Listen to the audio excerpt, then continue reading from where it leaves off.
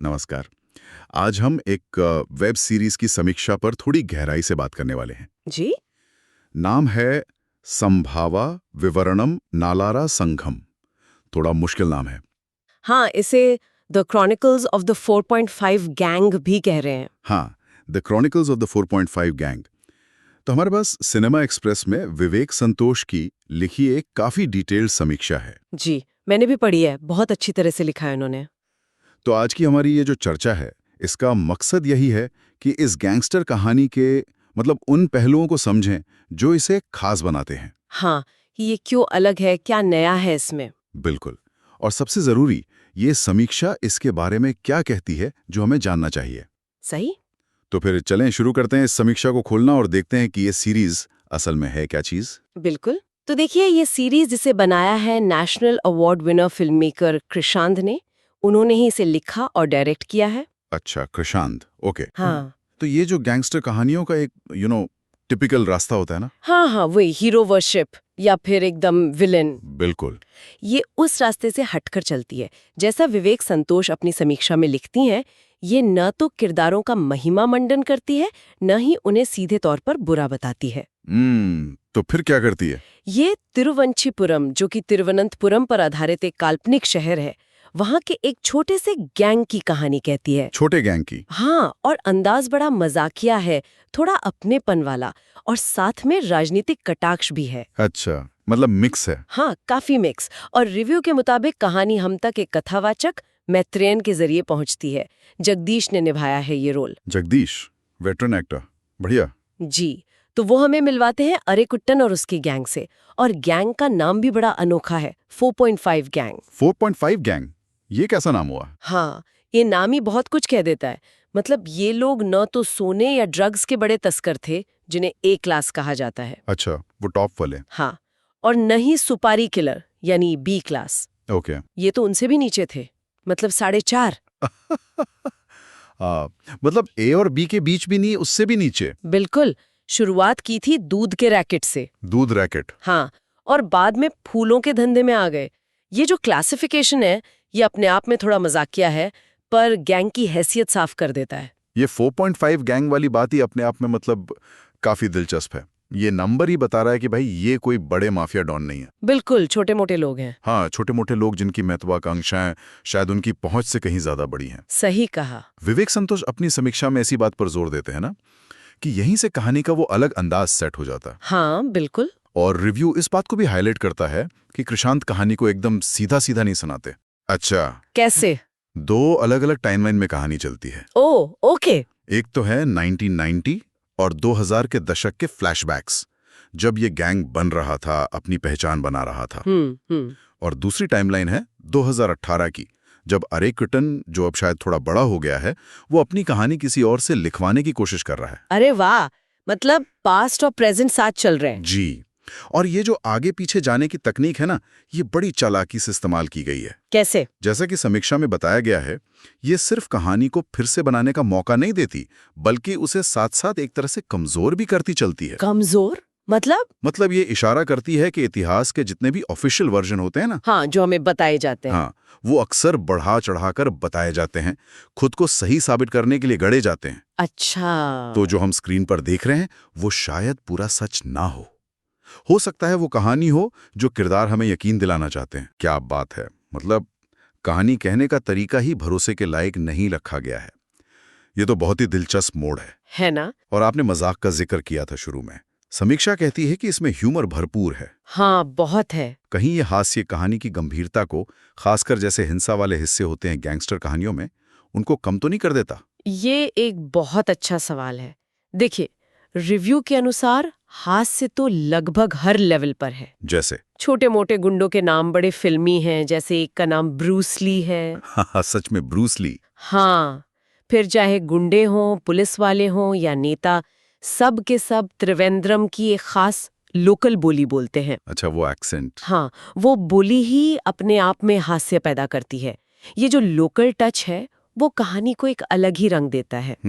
लेकिन विवेक संतोष ये भी साफ करती हैं कि कॉमेडी का इस्तेमाल हिंसा को हल्का दिखाने के लिए नहीं किया गया है। अच्छा, ये जरूरी है। हाँ, जब खून खराबा होता है तो वो बहुत ही मतलब बेतरतीब और असली जैसा लगता है। ग्राफिक है। ओके, बल्कि कहानी का जो एक बेतुकापन है वो इस बात पर और जोर देता है कि ये सारी मारकाट कितनी फालतू है और बेमानी है। समीक्षा का एक अहम पॉइंट शायद यही है कि ये सीरीज डार्क कॉमेडी और क्रूरता के बीच एक बहुत ही नाजुक बैलेंस बनाती है, और यही इसकी सबसे बड़ी खासियत है। तो कहानी कहने का तरीका अनोखा, टोन में हास्य और सटायर, लेकिन हिंसा को भी गंभीरता से लिया गया है। ठीक है, अब किरदारों पर आते हैं। अरिकुट्टन, ये जो 4.5 गैंग का लीडर है, उसे समीक्षा में कैसे दिखाया गया? क्या वो कोई टिपिकल गैंगस्टर हीरो टाइप है? नहीं, बिल्कुल नहीं। संजू शिवराम ने अरिकुट्टन का किरदार निभाया है। हाँ। और रिव्यू के मुताबिक वो उसे एक ही समय पर मजाकिया भी और खतरनाक भी दिखाने में कामयाब रहे हैं। अच्छा, दोनों चीजें। हाँ, वो कोई पैदाइशी लीडर नहीं है, बल्कि एक मौका परस्त है जो हालात का फायदा उठाकर आगे बढ़ जाता है। इंटरेस्टिंग। और वो लगातार उस इमेज से जूझता रहता है जो वो अपनी कहानी लिखवाकर दुनिया के सामने पेश करना चाहता है। तो मतलब वो खुद भी अपनी कहानी को लेकर श्योर नहीं है या उसे कंट्रोल करना चाहता है? एग्जैक्टली। ये एक कॉम्प्लेक्स और शायद ज्यादा रियल चित्रण है गैंगस्टर का। तो अरिकुट्टन खुद भी अपनी कहानी का एक अनरिलायबल नैरेटर जैसा है, कह सकते हैं। और उसके गैंग के बाकी सदस्य, क्या वो सिर्फ उसके साइड किक हैं या उनके भी अपने कुछ पहलू हैं? नहीं, रिव्यू बताता है कि गैंग के बाकी सदस्य भी कहानी के लिए उतने ही महत्वपूर्ण हैं। उनके किरदार भी अच्छी तरह लिखे गए हैं। अच्छा। ये सिर्फ अरिकुट्टन के पीछे चलने वाले लोग नहीं हैं, वे कहानी में अलग अलग टेंशन और पहलू लाते हैं। जैसे एक है मन्यन, शंभू ने निभाया है। वो एक टैलेंटेड सिंगर है, गैंग में। हाँ। और उसका जो संगीत का प्यार है वो उसे गैंग की क्रिमिनल दुनिया से लगातार एक कश्मकश में रखता है। ये तो इंटरेस्टिंग कॉन्फ्लिक्ट है। बिल्कुल। फिर एक है कांजी श्रीनाथ बाबू। रिव्यू उसकी एक्टिंग की बहुत तारीफ करता है। उसकी हिंसा अक्सर किसी पर्सनल बेइज्जती या अपमान से निकलती है। एक किरदार है मूंगा, सचिन जोसेफ। उसे गैंग का आधा सदस्य कहा जाता है। आधा मतलब? हाँ, 4.5 का 5 शायद वही है, लेकिन रिव्यू कहता है कि शायद वही सबसे ज्यादा चालाक निकलता है। हाँ, अच्छा। और एक अल्ताफ है, निरंजन मनियान पिल्ल्या राजू, जो ज्यादा शांत और थोड़ा केयरफुल रहने वाला सदस्य है। तो लेखक का मानना है कि हर किरदार की अपनी महत्वाकांक्षाएं हैं, अपनी कमजोरियां हैं, जो सीरीज के आगे बढ़ने के साथ डेवलप होती हैं। ये तो हुई मुख्य गैंग की बात। गैंगस्टर कहानियों में अक्सर सपोर्टिंग कास्ट भी बहुत दमदार होती है। पुलिस वाले, दुश्मन गैंग, घर वाले। क्या समीक्षा में ऐसे किरदारों का भी जिक्र है जो कहानी पर अपनी छाप छोड़ते हैं? हाँ, बिल्कुल। रिव्यू में कई सपोर्टिंग किरदारों की तारीफ की गई है जो कहानी को और ज्यादा मजेदार और मल्टी लेयर्ड बनाते हैं। बताइए कुछ। एक है एसआई सुरेश, राहुल राजगोपाल, एक करप्ट चालाक पुलिस वाला। क्लासिक किरदार। हाँ, पर रिव्यू उनके अभिनय की प्रशंसा करता है कि कैसे वो अपनी बातों से गैंग को अपराध के और गहरे दलदल में धकेलते हुए भी विश्वसनीय लगते हैं। अच्छा। फिर वो ब्रूस ली जिसका जिक्र किया था, प्रशांत अलेक्जेंडर। रिव्यू कहता है वो एक ही समय में फनी भी है और डरावना भी। ये कैसा कॉम्बिनेशन है? अजीब लेकिन यादगार। एक और किरदार है प्याल कुट्टन, विष्णु अगस्त्य।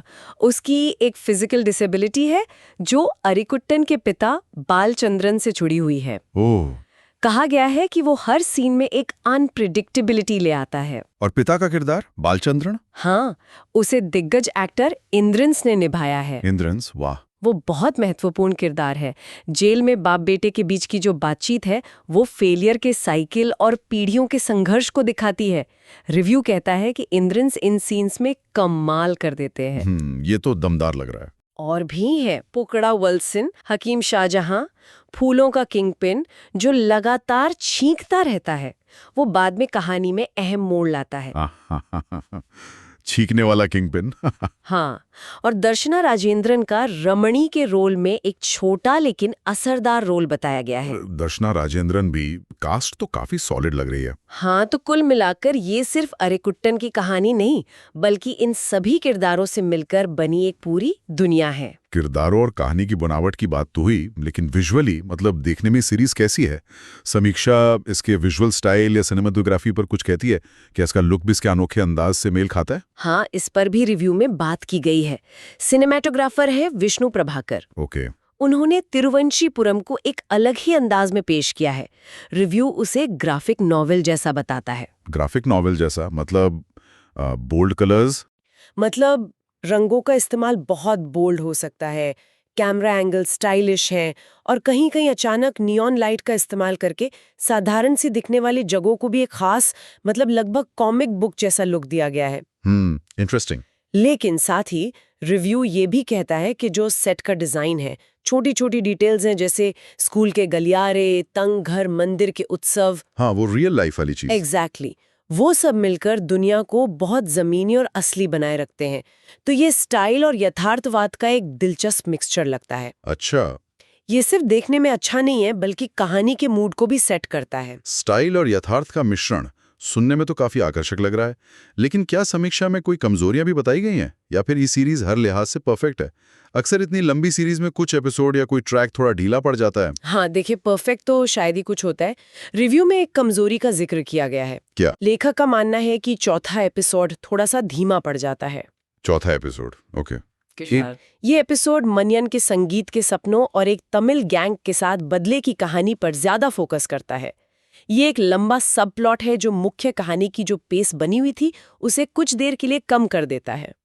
ये हो जाता है कभी कभी। और इसी हिस्से में रिव्यू ये भी कहता है कि जरीन शिहाब जैसी टैलेंटेड एक्ट्रेस को एक बहुत ही पारंपरिक लव इंटरेस्ट की भूमिका दी गई है, जो कहानी में कुछ खास वैल्यू ऐड नहीं करती। ऐसा महसूस होता है कि उनकी प्रतिभा का सही इस्तेमाल नहीं हुआ। ये तो निराशाजनक है अगर ऐसा है। हाँ, हालांकि ये सब प्लॉट बाद में मेन कहानी से जुड़ते हैं, लेकिन उस वक्त ये गैंग वॉर की जो एक अर्जेंसी और टेंशन बनी हुई थी उसे थोड़ा कम कर देते हैं। समझ गया। लेकिन दिलचस्प बात यह है कि रिव्यू ये भी कहता है कि इन धीमी जगहों के बावजूद जो चीजें दिमाग में रह जाती हैं, हाँ। वो है पारिवारिक रिश्तों की नाजुकता और विकास के नाम पर जो झुग्गी झोपड़ियों में रहने वाले लोग हैं उनकी अनिश्चित जिंदगी को दर्शाने वाले पल। अच्छा, तो सोशल कमेंट्री भी है। हाँ, यहीं पर शो की गहरी सामाजिक चिंता झलकती है। तो मजाक और मारधाड़ के पीछे ये इस बात पर भी एक तीखी टिप्पणी है कि कैसे सिस्टम अक्सर अपने सबसे कमजोर लोगों को नजरअंदाज कर देता है या उन्हें हाशिए पर धकेल देता है। ये दिलचस्प है कि धीमे हिस्से भी सामाजिक टिप्पणी को उभार के। तो अगर हम सब कुछ समेटे तो ये सीरीज मलयालम सिनेमा में आई दूसरी गैंगस्टर कहानियों से आखिरकार अलग कैसे है? क्योंकि वहां तो कमाती पाड़म और एंगमाली डायरीज जैसी बहुत यथार्थवादी और मतलब बहुत पावरफुल फिल्में बनी हैं। बिल्कुल। विवेक संतोष अपनी समीक्षा में इसी सवाल का जवाब देती हैं। उनके अनुसार जो चीज इसे ज्यादातर मलयालम गैंगस्टर कहानियों से अलग करती है वो है इसका खुद को बहुत ज्यादा सीरियसली लेने से इनकार करना। अच्छा, मतलब लाइट है। लाइट नहीं कहूंगी, पर ये सेल्फ इम्पोर्टेंस के बोझ तले नहीं दबती, भले ही मुद्दे गंभीर उठा रही हो। समझ रहा हूँ। सबसे हिंसक और टेंशन वाले सीन्स में भी कहीं ना कहीं एक शरारती, एक प्लेफुल किनारा मौजूद रहता है। ओके। मैथ्रियन जो कहानी सुना रहा है वो बहुत सजी धजी अलंकारिक है, लेकिन अरेकुट्टन खुद बार बार उसकी कहानी पर सवाल उठाता है या उसे चैलेंज करता है। हाँ, वो नैरेटर वाला एंगल। हाँ, गैंग की हर जीत या सफलता जल्द ही किसी नई गड़बड़ी या शर्मिंदगी में बदल जाती है। ये उतार चढ़ाव लगातार बना रहता है। मतलब कोई ग्लोरिफिकेशन नहीं है। बिल्कुल नहीं। यही शरारत की भावना, ये चंचलता सीरीज को कोई उपदेश देने या किसी गैंगस्टर की महिमा मंडित गाथा बनने से रोकती है। अच्छा। इसके कोर में ये महानता या बड़ा आदमी बनने की दौड़ की जो निरर्थकता है उसमें ह्यूमर ढूंढती है। ये उन छोटे लोगों की कहानी है जो बड़ा बनने का सपना देखते हैं और उनकी कोशिशों में जो मानवीय मूर्खता और बेतुकापन है उसे बिना झिझक दिखाती है। ये फ्रेश पर्सपेक्टिव लगता है। हाँ। रिव्यू इसकी तुलना कमाटी पादम और अंगामाली डायरीज की जमीनी हकीकत और लोकेलिटी से करता है, उन फिल्मों की तरह जो अपने रियलिस्टिक चित्रण के लिए जानी जाती हैं। हाँ, वो बहुत रियल थी। और साथ ही कहानी कहने के अनरिलायबल तरीके के लिए ये कमारा संभावम की भी याद दिलाती है, जिसमें इतिहास और सच्चाई के साथ खिलवाड़ किया गया था। हाँ, वो भी बड़ी अलग फिल्म थी। लेकिन इन समानताओं के बावजूद समीक्षा जोर देकर कहती है कि 4.5 गैंग की अपनी एक बिल्कुल अलग आवाज है। इसका फील अलग है, इसमें लोकल फ्लेवर भरपूर है और ये अपने किरदारों को बेवकूफ या हास्यास्पद दिखने देने से डरती नहीं। तो अपनी पहचान बनाती है। हाँ, अपनी एक अलग पहचान बनाने में कामयाब होती है। तो इस पूरी बातचीत और विवेक संतोष की समीक्षा से जो मुख्य बातें निकल कर आ रही हैं वो ये है कि the chronicles of the 4.5 gang एक मतलब लीक से हटकर गैंगस्टर कहानी है। बिल्कुल। ये ह्यूमर, हिंसा और सोशल कमेंट्री का एक बड़ा ही अनूठा मिक्सचर पेश करती है। ये छोटे शहर के अपराधियों की कहानी है जिनके सपने बड़े हैं। हाँ, और कहानी कहने का तरीका ही हमें कहानी की सच्चाई पर सवाल उठाने पर मजबूर करता है। सही। हाँ, और ये समझना जरूरी है कि ये सीरीज इस रिव्यू के नजरिए से सिर्फ एंटरटेनमेंट नहीं करती, ये हमें पावर की नेचर, इतिहास कैसे लिखा और बताया जाता है और समाज के हाशिए पर रहने वाले लोगों की जिंदगी के बारे में सोचने पर भी मजबूर करती है। जैसा कि रिव्यू इशारा करता है, ये सिर्फ एक गैंग की कहानी नहीं, बल्कि उस पूरी व्यवस्था पर भी एक टिप्पणी है जिसमें ये गैंग पनपता है, खासकर राज्य की भूमिका और उसकी विफलताओं पर। बिल्कुल। तो सुनने वालों के लिए ये समीक्षा इस सीरीज को देखने का एक बहुत ही दिलचस्प नजरिया पेश करती है। ऐसा लगता है कि ये उन लोगों को खास तौर से पसंद आ सकती है जो गैंगस्टर जॉनर में कुछ नया और ताज़ा देखना चाहते हैं। हाँ, जिसमें मनोरंजन के साथ साथ सोचने के लिए भी कुछ हो। बिल्कुल। ये महज स्टाइल नहीं, बल्कि स्टाइल के साथ सब्सटेंस का भी वादा करती भी लग रही है। और अंत में एक सवाल सबके सोचने के लिए छोड़ जाते हैं, जो इस सीरीज और समीक्षा से उठता है। हाँ, हम अपराध और शक्ति की कहानियों को कैसे देखते और सुनाते हैं, इस बारे में ये हमें क्या सोचने पर मजबूर करती है। क्या अक्सर इन छोटी मछलियों यानी इन छोटे अपराधियों की कहानियां उस बड़ी व्यवस्था की उन गहरी खामियों को उजागर कर देती हैं जिन्हें हम आमतौर पर नजरअंदाज कर देते हैं?